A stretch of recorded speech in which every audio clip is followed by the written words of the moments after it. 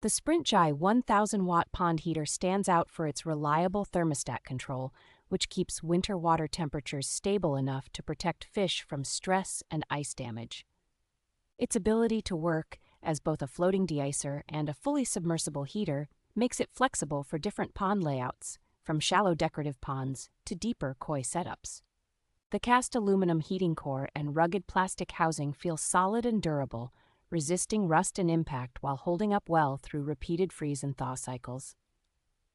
Built-in overheating protection and automatic shutoff at a safe temperature add an extra layer of security, so you are less likely to worry about scorching liners or harming fish. Installation is straightforward since you simply position the unit where you want the opening in the ice, plug it in, and let it maintain a clear breathing hole even in prolonged cold snaps.